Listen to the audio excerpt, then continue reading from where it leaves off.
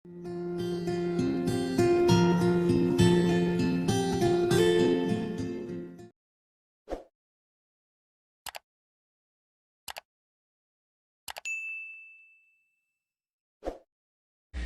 here we are, and I would like to go to the meat of my presentation.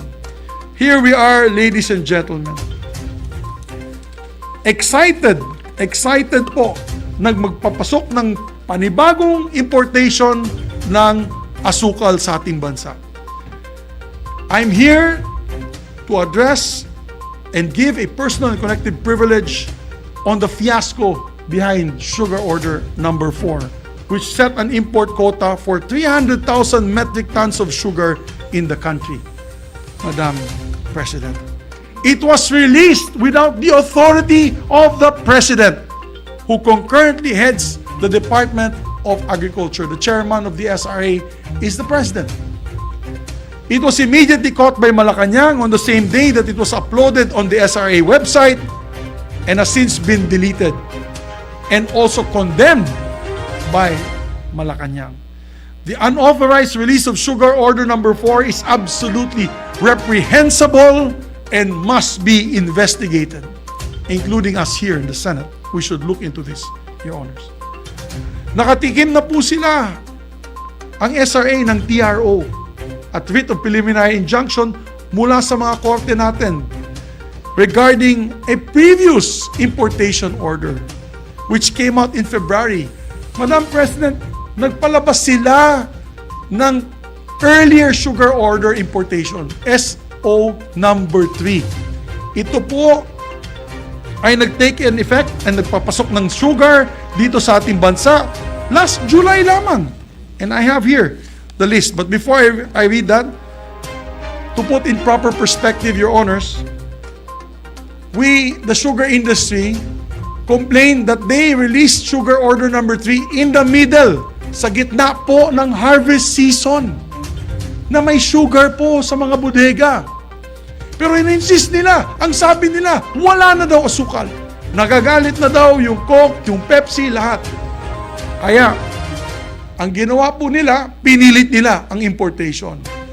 There were two courts in Negros Occidental, RTC in Sagay City and RTC Regional Trial Court in Himamaylan City that issued a temporary restraining order until they can explain to the courts the necessity and the need to import sugar at this time of the milling season. Alam mong ginawa po ng SRA, ng mga kaibigan natin sa SRA, ang ginawa nila, tinuloy pa rin nila ang importation. Why? I do not know. They came out with a ruling from the I think it was the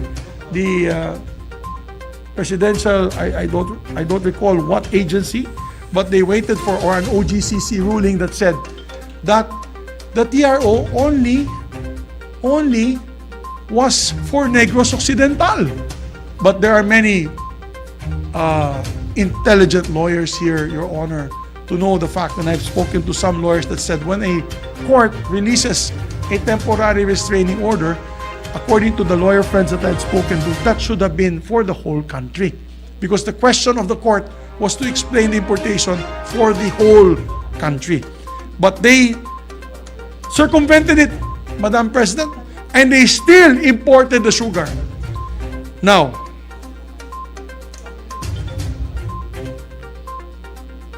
the question is, Madam President, saan na po yung asukal na ito na pinapasok po nila? Sa totoo lang po, I have here figures from the SRA and I will put it out on the screen. These figures of the SRA, I got this as of August 12 dahil marami po rin tayong kaibigan na gustong tumulong na galing po sa Sugar Regulatory Administration. Tumulong sa investigasyon at tumulong sa ating mga magsasaka. Yung may puso para sa mga magsasaka. Hindi po puso sa mga pro-importation na officials na ito.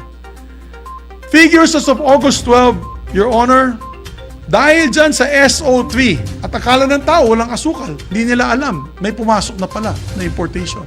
200,000 metric tons. As of July 31, 172,000 entered the Philippines. 172,000 metric tons of sugar. Metric tons yan, 1,000 metric tons. There is still 27,000 metric tons on the way to the Philippines because of sugar order number 3.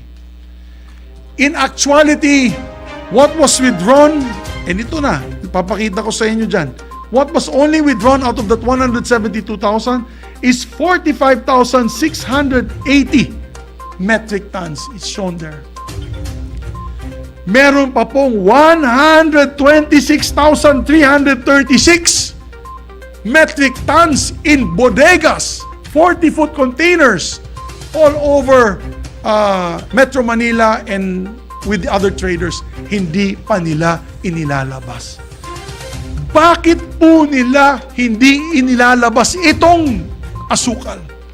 Na are they creating an artificial shortage so that when the prices skyrocket, dyan nila ilalabas yan at kumita ng katakot-takot? Bakit nila hindi nilalabas ito? Ang masama nito, Madam President, kung gusto talaga o masama nito, gusto pa nila magpapasok, mag-import pa.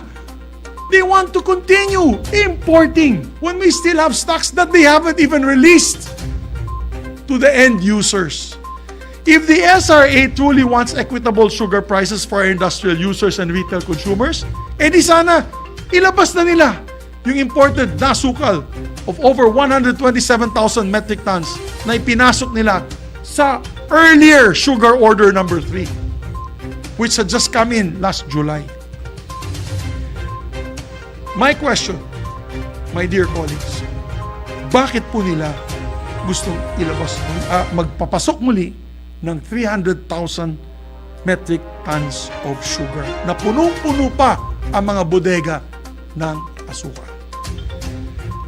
We had briefed Malacanang about this. Last Friday, I had the opportunity to go to Malacanang under the request of the Office of the President to attend the BTA oath-taking of the Bangsamoro Transition Authority.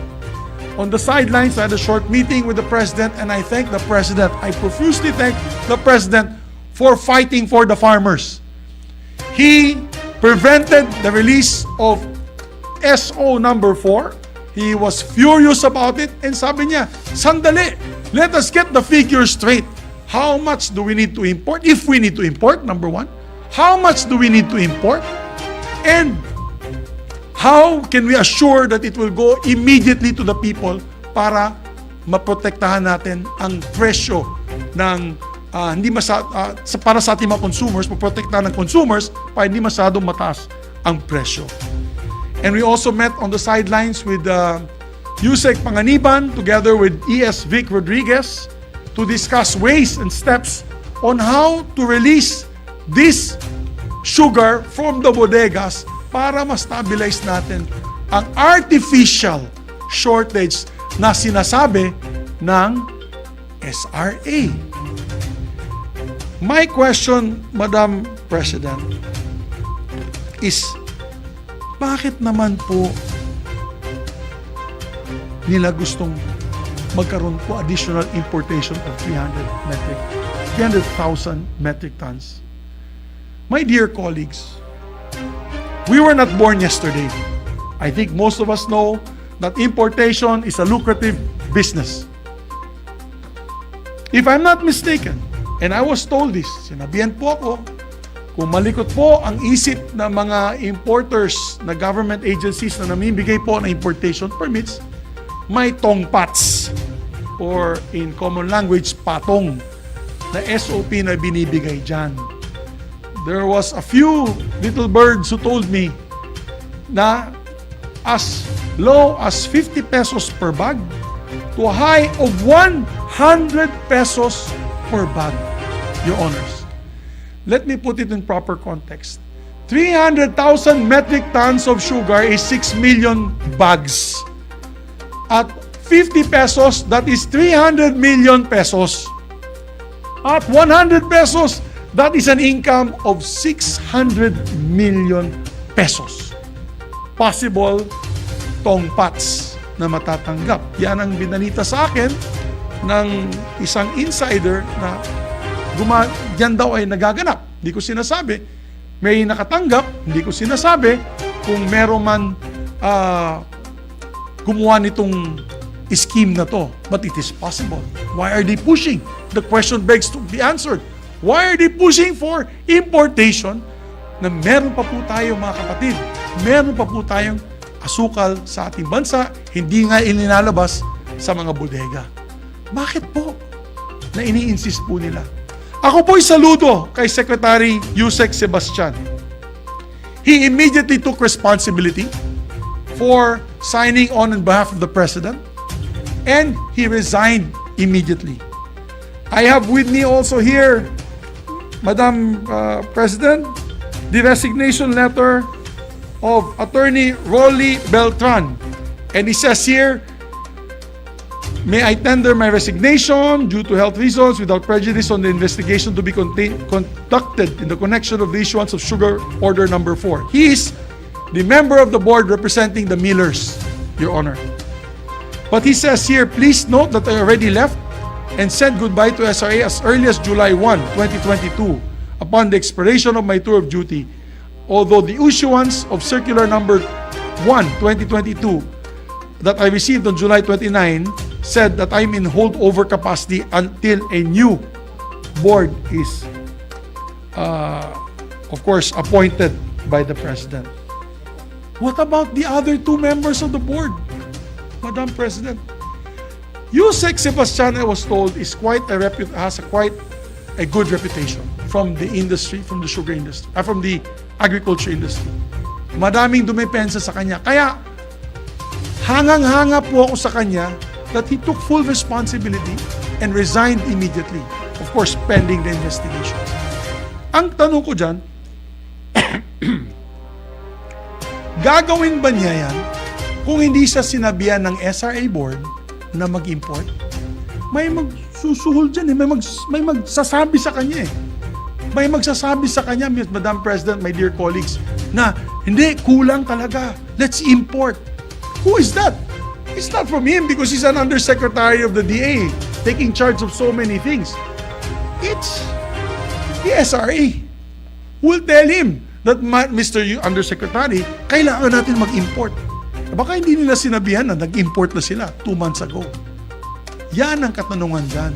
At bakit hindi po sila nagre-resign hanggang ngayon? Particularly, the head of the SRA. He's been embroiled by so many controversies. And yet, kapit tuko pa siya dyan sa pwestong yan.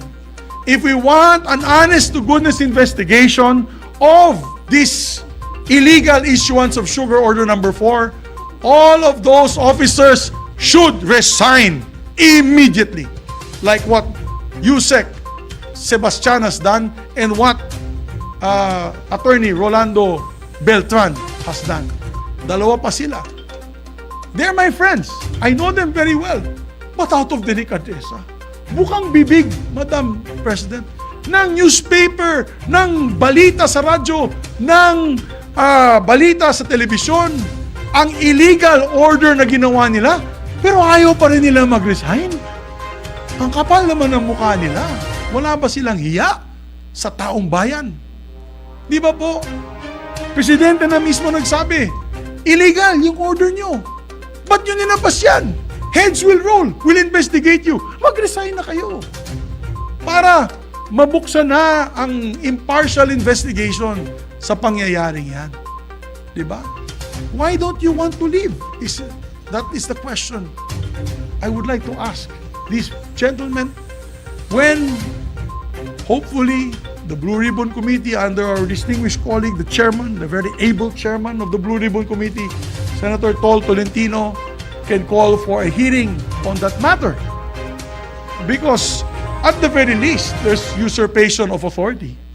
At the very least, cases of violation of Graft and Corrupt Practices Act would be thrown at them for coming up with an order without the approval of the authorized secretary or head of agency.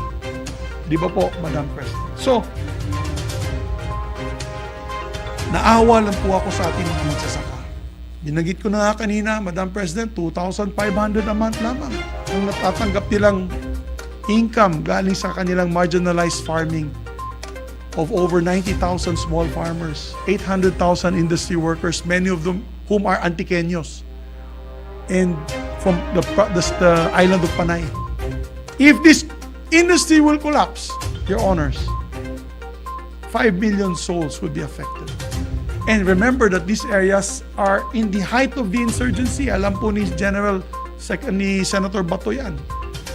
The Chicks area of Negros, many areas of Davao, Del Sur, Bukidnon in the hinterlands where they plant sugarcane. Pag mag-collapse yan, sigurado, tataas na naman ang insurgency. So let us help these poor farmers, Madam President. Let us help the President get to the bottom of this. Let us investigate and find ways to build a better, more responsive, more inclusive SRA. Hindi lang para sa sugar sector, kundi para sa bawat Pilipino na araw-araw gumagamit ng asukal. Madam President, you were with us in the campaign as member of the unit team together with Senator Jinggoy, Senator Sherwin, Senator Mark Villar. Hindi ba bukang bibig natin palagi? Buy Filipino farmers products first. Buy Filipino first. Yan din bukang bibig ng Presidente.